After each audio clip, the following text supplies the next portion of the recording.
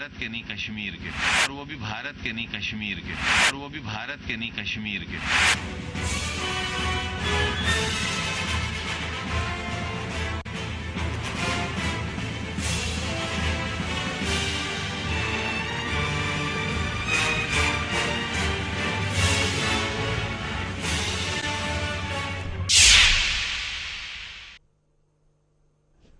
नमस्कार, मैं हूं सुरेश चौहान की और आप देख रहे हैं बिंदास बोल। बिंदास बोल में आज हम फिर हाजिर है लेकर एक ऐसा मुद्दा जिस पर आपको बोलना चाहिए, क्योंकि मुद्दा जुड़ा है हमारे देश से, हमारे इस राष्ट्र से, हमारे प्यारे भारत भूमि से।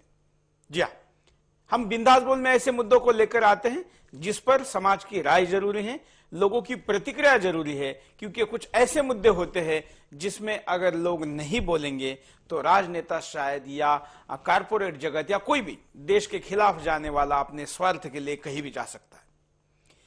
हमारा देश लोकतांत्रिक देश है, यहां कुछ भी कहने को वैसे संवैधानिक अधिकार माना जाता है, लेकिन इस कुछ भी कहने का उपयोग कभी कभी देश के खिलाफ होता है। अगर हम देखेंगे तो इस लोकतंत्र में राजनीतिक पार्टियां जरूरी है, क्योंकि लोकतंत्र चलता रहना चाहिए। राजनीतिक पार्टियों के लिए नेता जरूरी है, नेता के लिए जनाधार जरूरी है, लेकिन पहले नेता कैसे होते थे और अब कैसे हो रहे हैं। पहले नेता होते थे किसानों के, पहले नेता होते थे मजदूरों के, विभिन्न क्षेत्र के सामाजिक प्रतिनिधित्व करने वाले नेता होते थे, लेकिन अब नेता बन गए हैं जाति के, धर्म के, यहां तक कि बिरादरी के भी।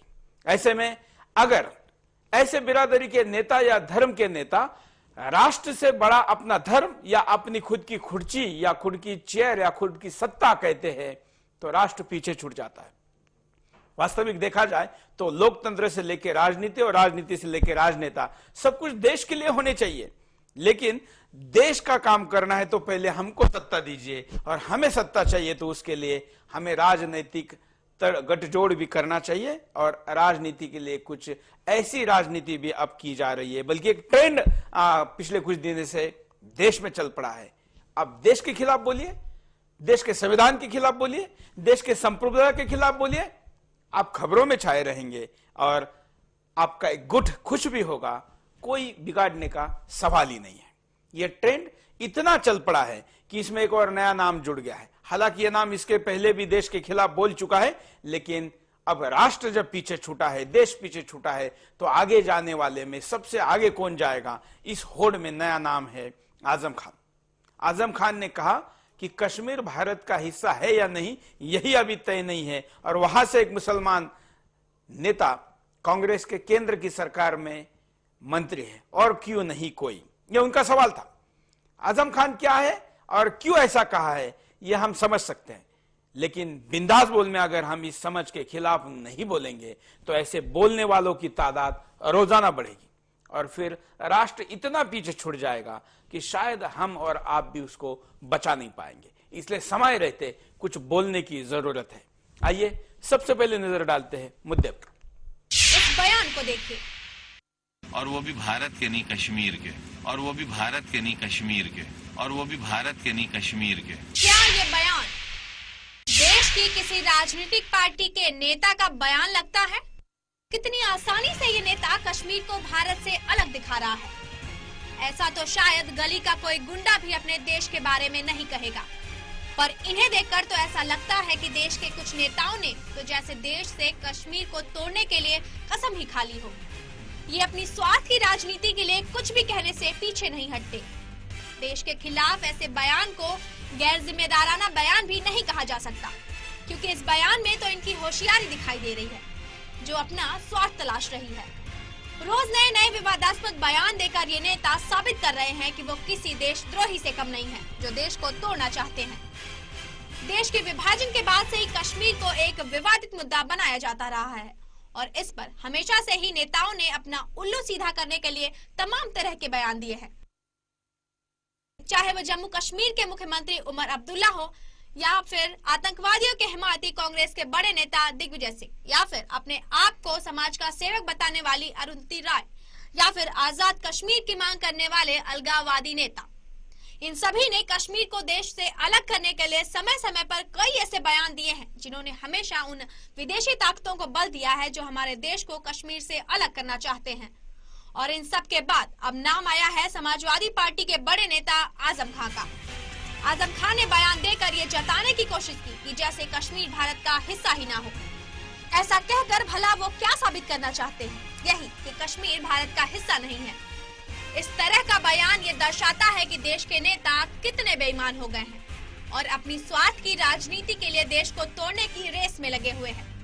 इनका ऐसे बयान किसी देशद्रोही से कम नहीं लगता, क्योंकि चंद वोटों के लिए ऐसे नेता उन लाखों जवानों को भूल जाते हैं जिन्होंने कश्मीर और देश को बचाने के लिए अपनी जान कुर्बान कर दी।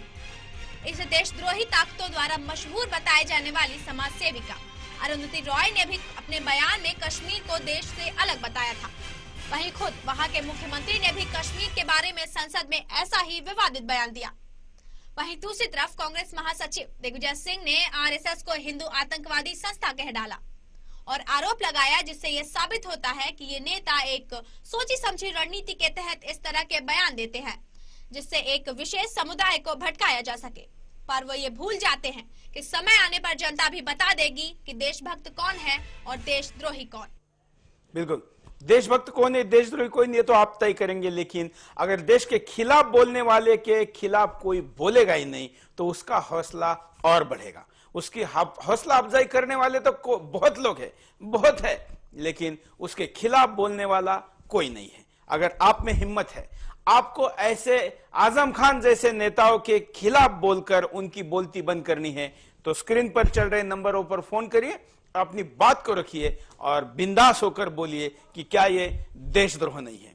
आपके ऐसे सारे कॉल हम इस कार्यक्रम की जो विशेषता है अनएडिटेड लगाएंगे और हम साथ साथ में आपके साथ लेकर जाएंगे एसएमएस और फेसबुक और ट्विटर और कई सोशल साइट के साथ साथ भी। आइए पहला एक कॉलर लेते हैं हमारे साथ, देखते हैं क्या कहना चाहते हैं और साथ में आपके कॉल की प्रतीक्षा भी करते हैं। एक कॉलर हमारे साथ जुड़े हुए हैं, देखते हैं क्या कहते हैं।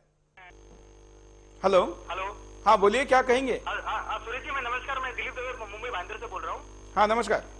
हाँ, मैं कहना चाहता हूँ कि जो ये जो देशद्रोह के ये जो बयान देते हैं, जैसे अरुंधति रॉय है, दिग्विजय सिंह है और भी जो नेता है आप जो, और ये सपा के जो नेता है आप जो बताए, ये जो है वो आतंकवादियों के जो एजेंसी है, मतलब पाकिस्तान के एजेंसी है।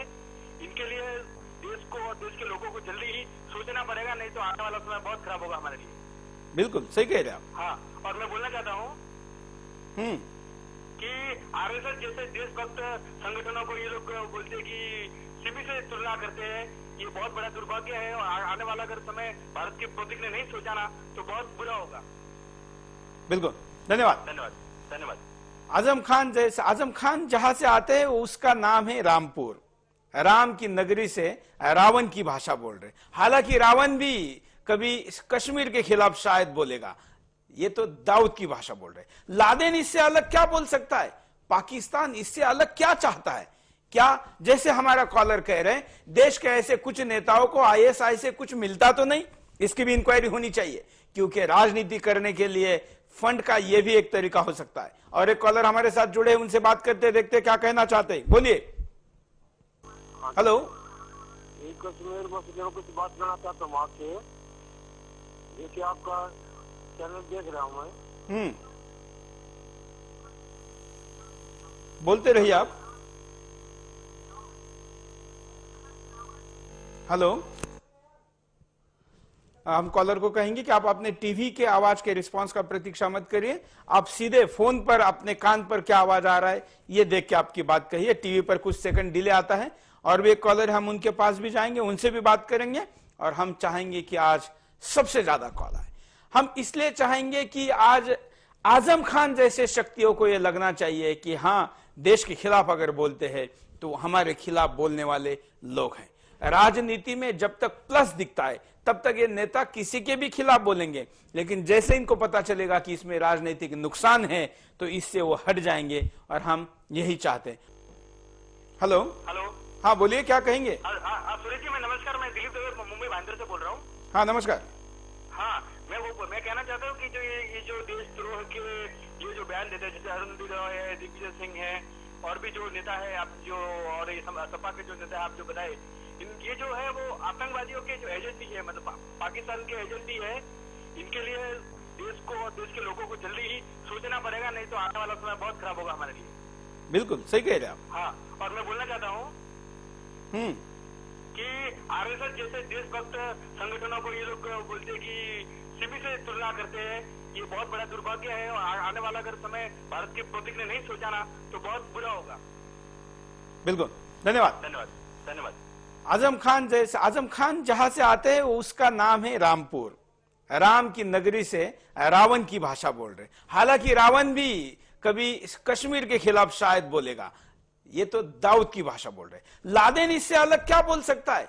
पाकिस्तान इससे अलग क्या चाहता है? क्या जैसे हमारा कॉलर कह रहे हैं, देश के ऐसे कुछ नेताओं को आईएसआई से कुछ मिलता तो नहीं? इसकी भी इंक्वायरी होनी चाहिए, क्योंकि राजनीति करने के लिए फंड का यह भी एक तरीका हो सकता है। और एक कॉलर हमारे साथ जुड़े, उनसे बात करते देखते क्या कहना चाहते हैं, बोलिए। हेलो, कश्मीर मसले में कुछ बात करना चाहता हूँ आपसे। जैसे आपका चैनल देख रहा हूँ मैं। बोलते रहिए आप। हेलो, हम कॉलर को कहेंगे कि आप अपने टीवी के आवाज के रिस्पांस का प्रतीक्षा मत करिए, आप सीधे फोन पर अपने कान पर क्या आवाज आ रहा है ये देख के आपकी बात कहिए। टीवी पर कुछ सेकंड डिले आता है।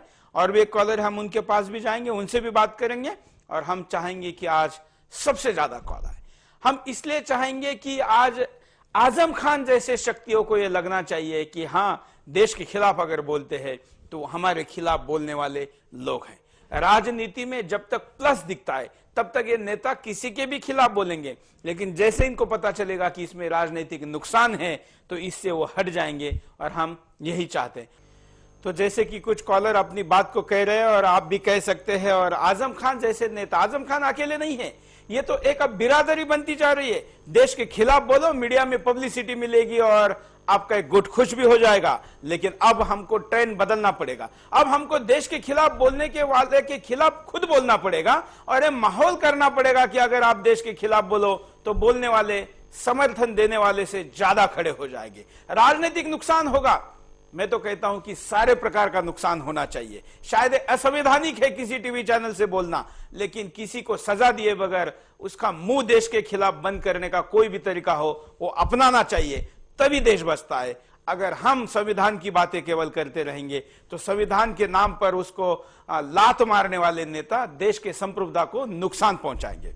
रामपुर से रावण से भी गंदा, बल्कि लादेन के लायक काम किया है यहां पर, और इसके खिलाफ कोई बोल नहीं रहा है। एक दो दिन मीडिया में कुछ आया है, कहीं पर कुछ संपादकीय लिखा गया, फिर सीना तान के आजम आज भी घूम रहे हैं। भारत के नहीं कश्मीर के, और वो भी भारत के नहीं कश्मीर के, और वो भी भारत के नहीं कश्मीर के।